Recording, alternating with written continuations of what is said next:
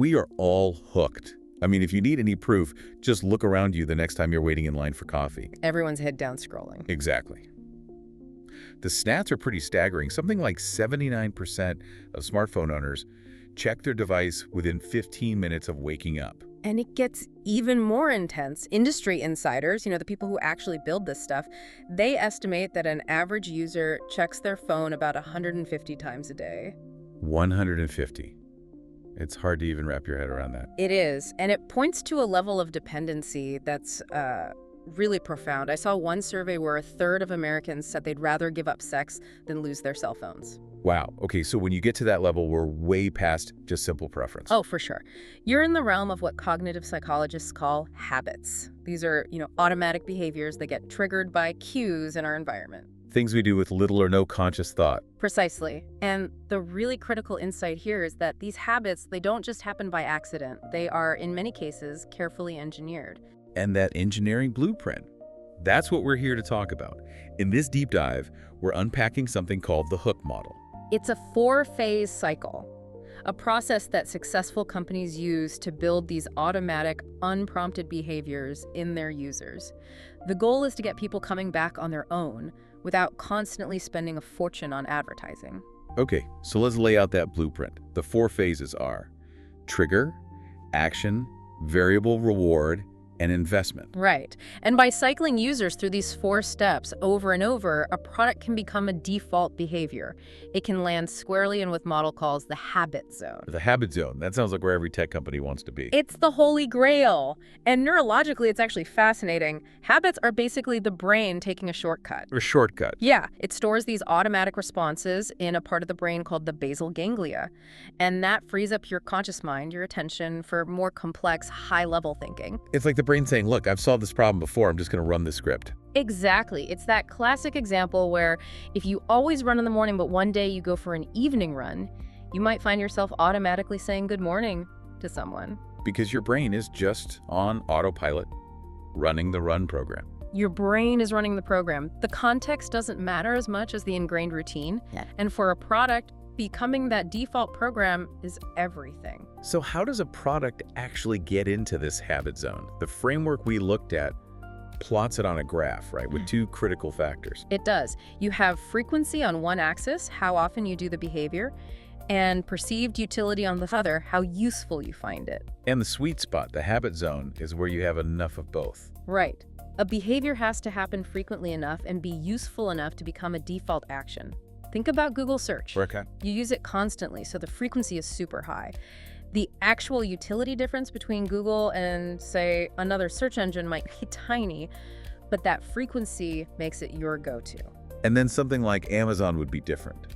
Lower frequency maybe, but a really high perceived utility. You just trust you'll find what you need. Exactly. But the key takeaway is that infrequent behaviors never become habits. It doesn't matter how useful buying a new car is, you don't do it often enough for it to become automatic. And the business case for building these habits is, it's just immense. Oh, it's huge. First, it massively increases customer lifetime value, or CLTV. People just stick around longer and use the product more. And it also gives companies pricing flexibility. This is a really powerful idea. It is.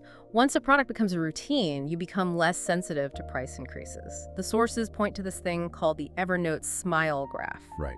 After 1 month, only 0.5% of users were paying. But by month 42, once the product was deeply integrated into their lives, 26% were paying. It became indispensable. They went from just using it to really depending on it. And then there's growth. Habits are like fuel for growth. They supercharge it because frequent usage dramatically shrinks what's called the viral cycle time. Which is the time it takes one user to invite another user. Yep. And the numbers are wild. If you can cut that cycle time from 2 days to just 1, you can go from 20,000 users to over 20 million in like 20 days. That's explosive. And finally, habits create a really sharp competitive edge. They make it painful for users to switch.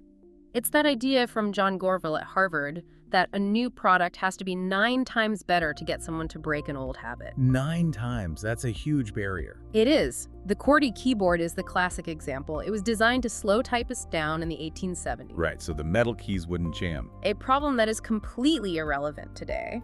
But it persists because the cost of retraining millions of people is just too high. The habit is too strong. And that resistance to change, that really clarifies this idea of products moving from vitamins to painkillers. A painkiller solves an obvious need. You have a headache, you take Tylenol. A vitamin is more of a nice to have. It addresses an emotional need. So Facebook starts out as a vitamin. It's nice to feel connected. Exactly.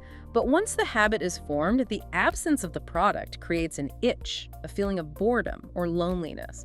And suddenly the product becomes a painkiller that you need to scratch that itch.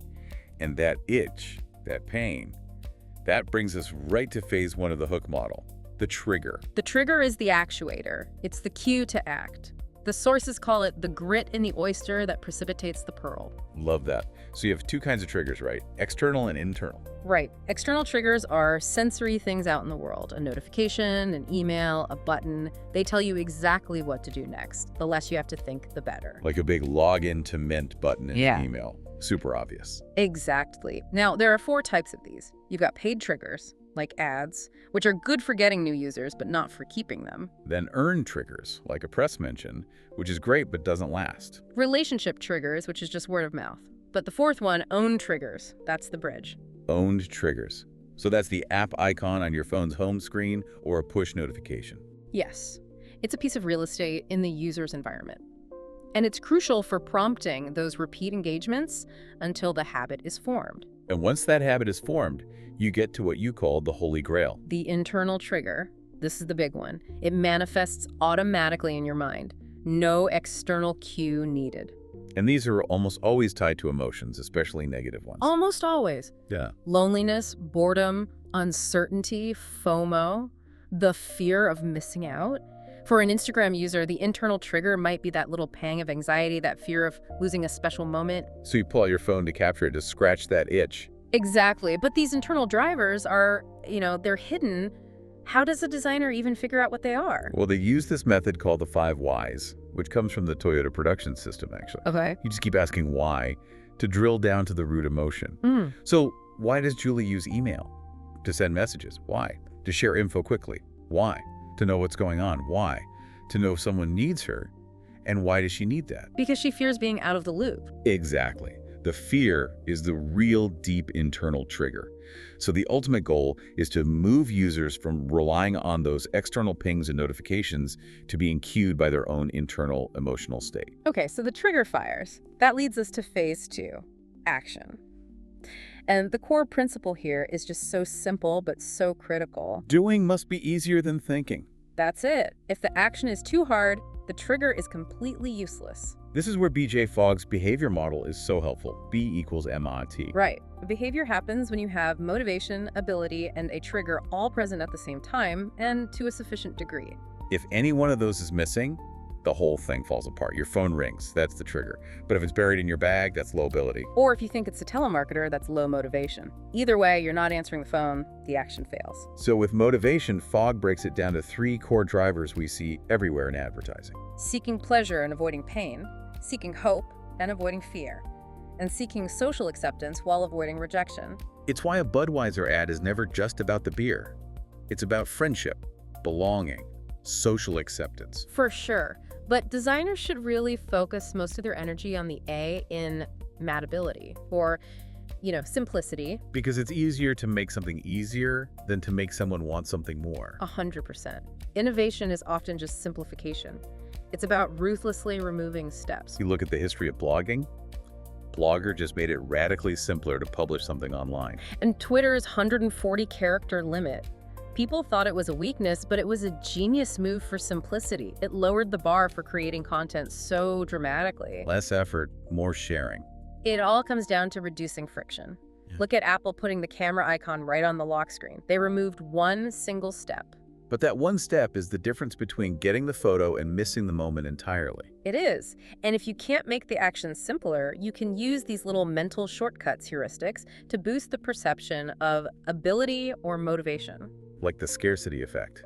When Amazon tells you there are only 14 left in stock. Right. It makes you value it more. Or the framing effect, where context changes how you perceive something. The famous experiment where people enjoyed the exact same wine more when they were told it cost $90 versus $5. Their brain's pleasure centers literally lit up more on the fMRI scan. And you also have the endowed progress effect. This is a great one. It's when you feel more motivated because you believe you've already made progress. That's why your LinkedIn profile starts off partially complete. It's giving you a head start to motivate you to finish. Okay, so you've been triggered, you've taken an easy action, now you get to phase 3, the variable reward. And that word, variable, is the key. That's what separates the hook model from a simple feedback loop. A predictable reward gets boring. The fridge light always comes on, you don't get excited about it. But variability creates craving. The neuroscience here is just incredible. Dopamine, the brain's reward chemical, it surges when a reward is anticipated. Not when it's received. Not when it's received. And variability just pours gasoline on that fire. It creates this focused, seeking state that actually suppresses our judgment. So the brain is literally built to enjoy the chase more than the prize. Yeah. That explains so much. It really does. And these variable rewards tend to fall into 3 buckets: rewards of the tribe, rewards of the hunt, and rewards of the self. Rewards of the tribe, that's social validation. Exactly. Our deep need for acceptance, for connection. It's the thrill of a Facebook like or getting upvoted on Stack Overflow. It confers status. Then you have rewards of the hunt. That's about searching for resources or information. It's the same drive that made our ancestors hunt for food. Today, we hunt for information. It's what makes a slot machine addictive, but it's also what makes the Twitter or TikTok feed so compelling. You just keep scrolling, hunting for that next interesting tidbit. You do. Pinterest is brilliant at this. They cut off images at the bottom of the screen, which just piques your curiosity and makes you keep hunting, keep scrolling. And the third type, rewards of the self. These are intrinsic. They're about mastery, competence, completion. Leveling up in a video game is a perfect example. Or even something like finally getting to inbox 0, that feeling of control and accomplishment. But a key thing here is that the reward has to feel earned, not forced.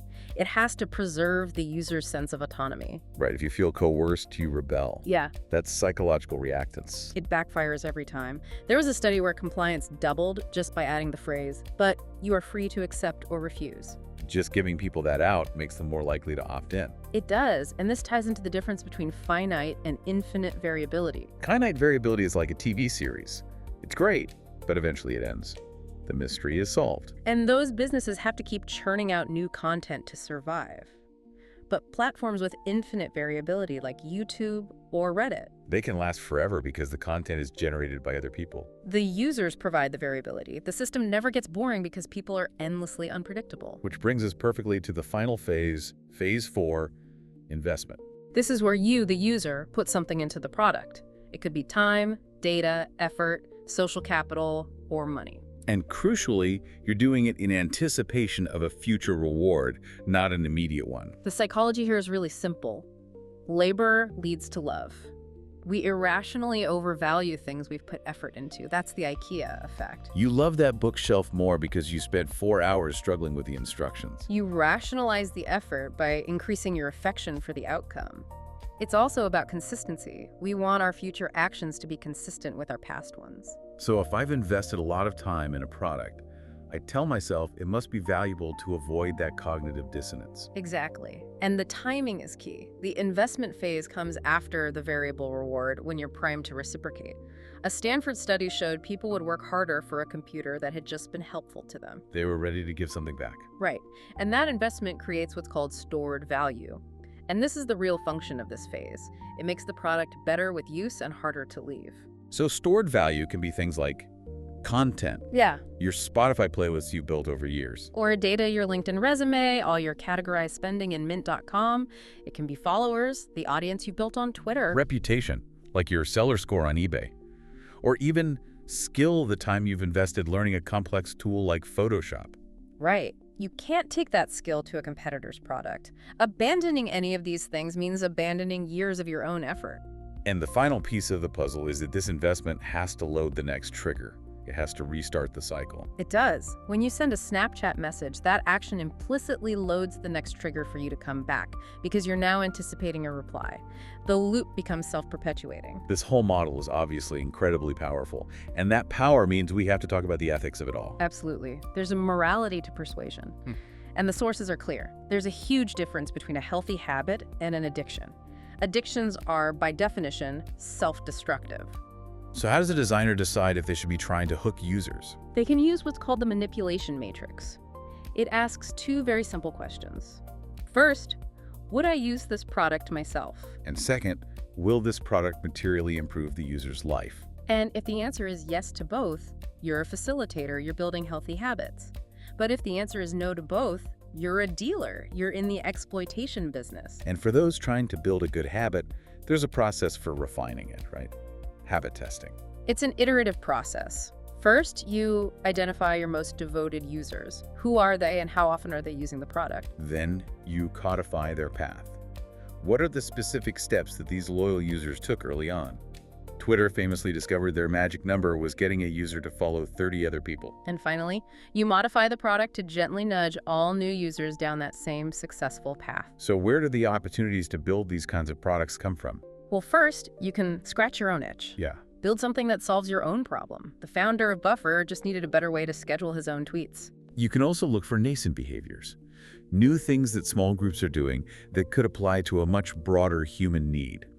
That's how Facebook started at Harvard. And finally, and this is maybe the biggest one, look for enabling technologies and interface changes. So new infrastructure like the internet, or new interfaces like the move to mobile phones, or what's coming next with wearables. Exactly.